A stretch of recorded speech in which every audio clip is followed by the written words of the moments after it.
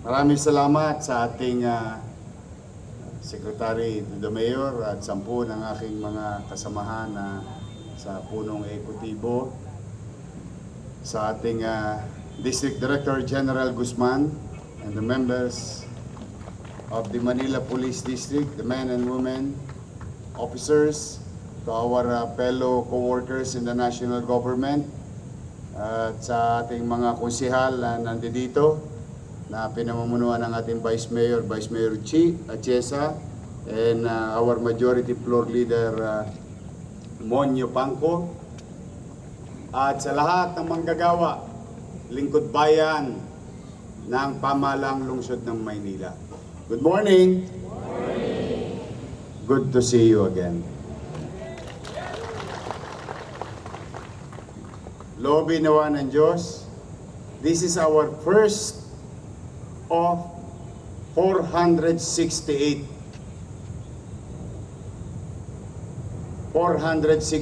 flag ceremony. Marami pa tayong pagsasamahan, but nowadays I think hindi naman kaila sa inyo na medyo very challenging ang City of Manila. Physically and fiscally, we are, I don't want to sugarcoat anything. Basta let's just focus and accept the problem, because in problem solving, acceptance is the key. Ang tanong, may problema ba? Meron. Ang tanong, may solusyon ba tayong gagawin? Yes. Together, all of us here,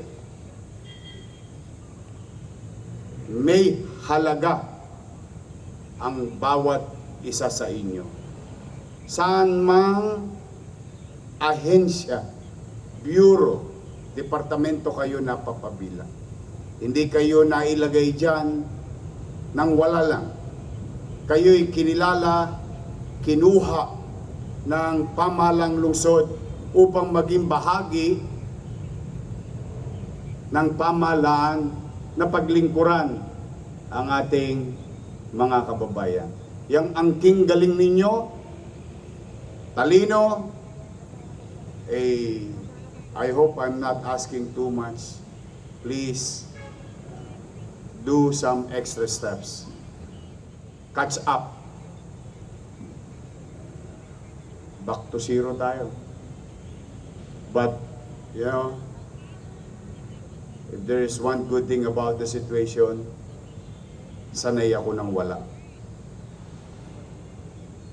So, I know how to start with nothing.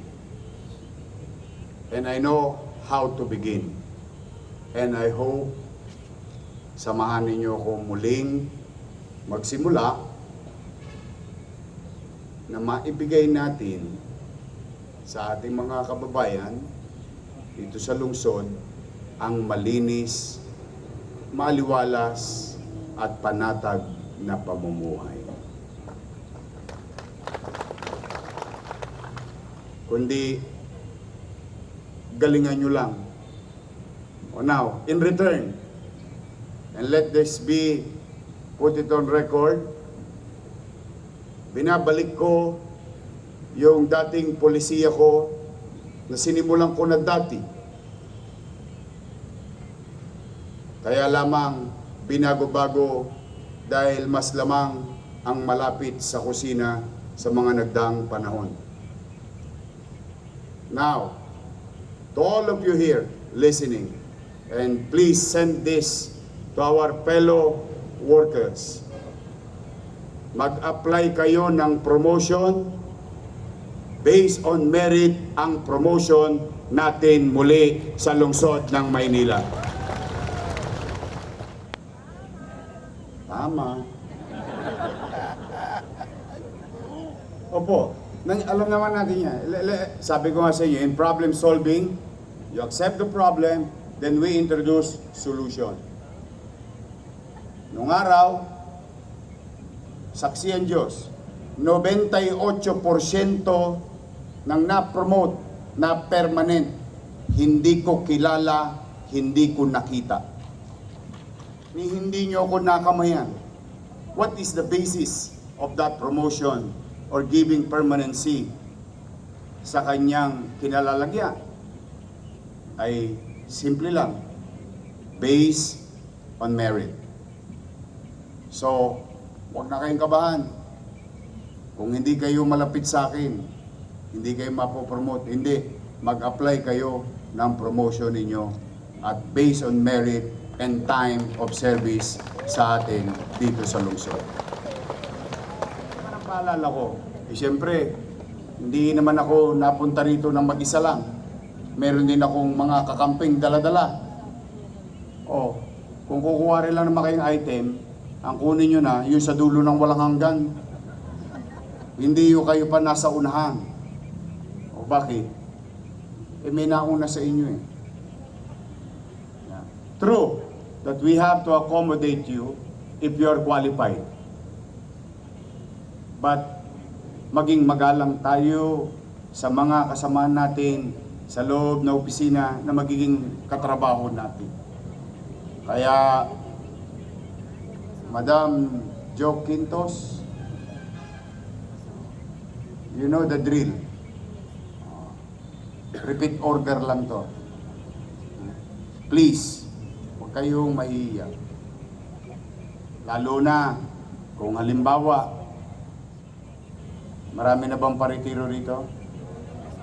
Good luck sa inyo.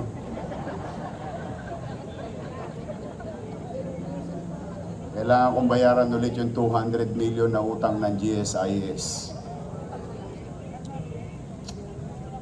Kawawa naman ng mga magre-retiro. But na-resolve ako naman na yan dati. Halimbawa kayo magre-retiro. Meron kayong anak na qualified sa gobyerno. We will make priority of your family.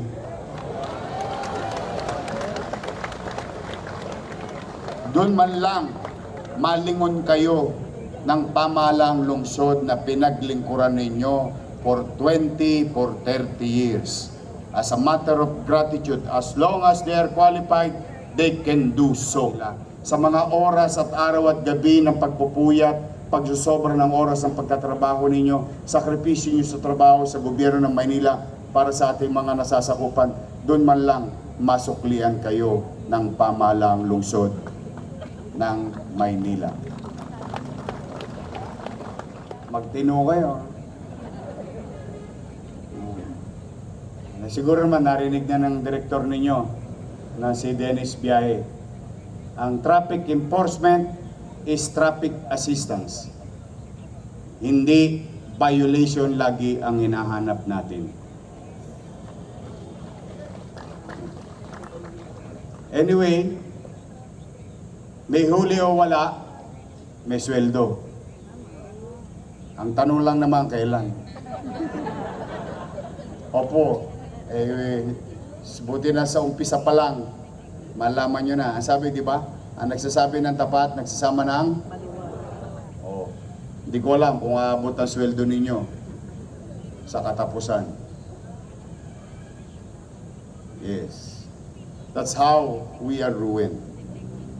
But don't worry, just tulad, basta tayo empleyado muna, bago kontraktor.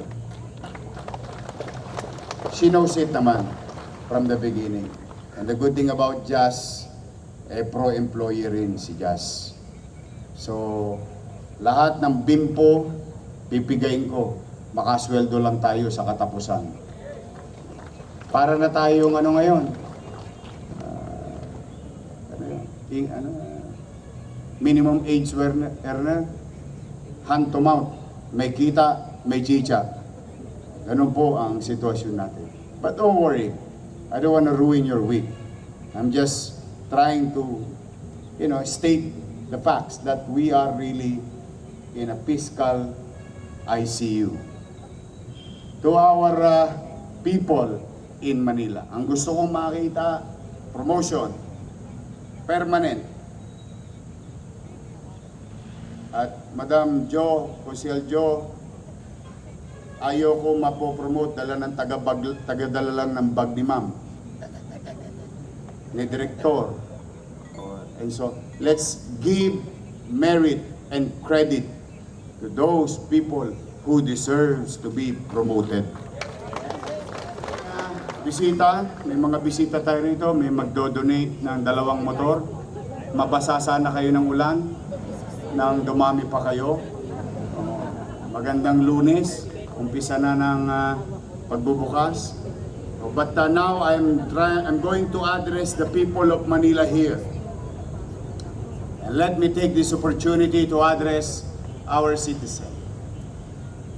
I assume 12:01 last Monday, facing chaotic, felt like Smoky Mountain in most of our avenues and boulevards in the city. Hindi pa kasama dyan yung mga basura sa kanto ng iskinita at bahay ninyo. And timing, nawala naman yung 2 kontratista. Now, let us not put blame to one another. Hindi rin sila biniyaran, hindi na rin nila kaya. That's the truth of the matter. And the thing stops there. We move on. We assume, and it became a crisis, at maraming pwedeng magkasakit ng mga kababayan natin. So at 2 o'clock, immediately after 12:01, on the same day, we took the responsibility and put things in right order.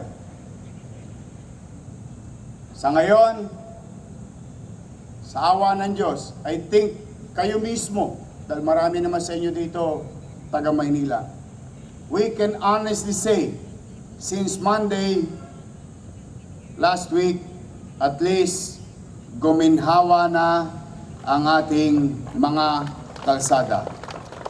Our fellow employees in the city government, I hope hindi naman kalapisan sa inyo, palakpakan natin yung mga taga-DBS, City Engineering, MDRRMO, MTPB. Nagtulong-tulong na po lahat. Utilizing whatever is left, maximizing and utilizing it properly. At siyempre, maraming salamat, Lionel Waste Management. As leaders of this city, always be reminded of our history. In 1992, in 2019, ang basura ay issue ng mayaman, middle class at mahirap. Ang basura ay concern ng taong bayan. Kaya naman, at least, kayo na mga mamamayan dito at mga mamamayan nanonood, in a matter of few days, I think, magno-normalize na ang koleksyon ng basura sa lungsod ng Maynila. One problem down. Then we go to the next. I went to Hospital ng Maynila and visited our doctors and nurses, and only to find out the night before I randomly visited our hospital. I was informed that the night before, ni hiringilya, ni injection, o ano yung English? Syringe. Panusok. Wala tayo. Karayom. Karayom. Good thing that our OIC, Director Padilla, OIC ng Manila Health Department. Sa Manila Health Department, wala na mga api sa inyo. Wala na sisigaw-sigaw sa inyo. Hindi na rin kakabahan. Yung ibang individual dyan, nakapag-emergency purchase. So why am I saying this? Tanong, sa ospital lang ba ng Maynila yon? I don't think so. I've been around the city, Chichi and I. Ang reklamo ng taong bayan, ang meron lang tayo sa ospital, Togmolodon, Yakapsul, at Kispirin, at Simangot. Wala rin. Dahil lamang sa kagustuhan ng ilang individual.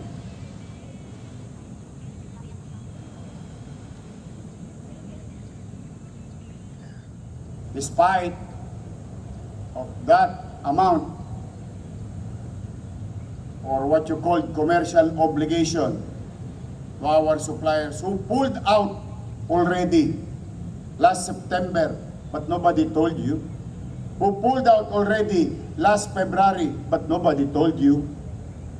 Because they cannot take such regard sa inyong mga mahal sa buhay. This week, we will move heaven and earth. We will acquire medicine with money or nothing. We will do our best to the people of Manila, to the doctors who are serving there, to the nurses, our BHW. We will find ways. We will find a way this week, and I will update you. Loobin nawa ng Diyos, makakita pa ako ng bimpong basa nang mapiga ako naman. At sisiguraduhin natin maibalik ang gamot sa 6 na ospital at 40 mahigit na health center sa lungsod ng Maynila. The third most important thing also, help me address our fiscal problem. Wala akong hiningi sa inyo sobra. Ang hiningi ko lang, yung takda, pumasok sa kaban. Huwag kayong mag-alala, wala na mga abogado rito na nangaharang at nakikialam ng kanyang departamento.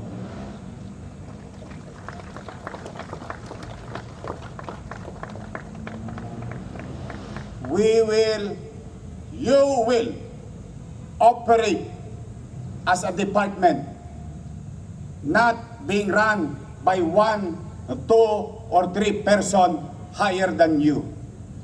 Wala nang ganon.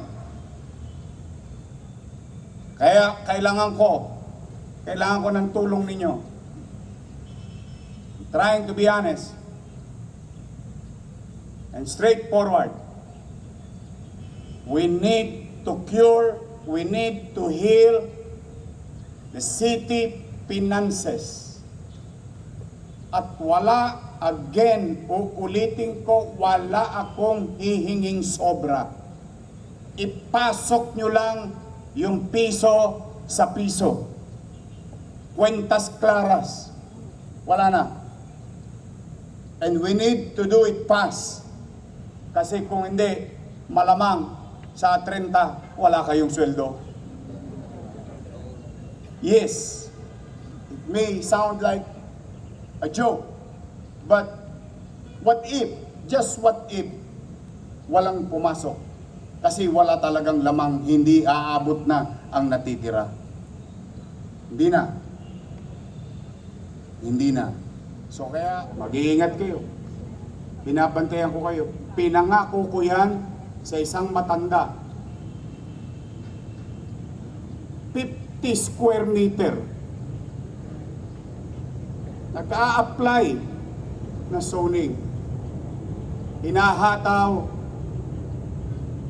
ng empleyado nangutang sa Pag-ibig ng 600,000 yung kanyang anak. Ang hinihingi na City Hall, 500,000. I'm telling you straight. Marami kayong pinaiyak. Gusto ko bangon natin ang puri natin. This is your chance. Do it with me. Let's do this not for me, but for the people of Manila. They deserve better things from their government. Lahat po ng ating pong mga empleyado ng Manila City Hall, maraming salamat po sa inyong lahat. At simulan po natin ang ating Lunes ng may ngiti sa ating mga labi. Muli po, maraming salamat po sa inyong lahat.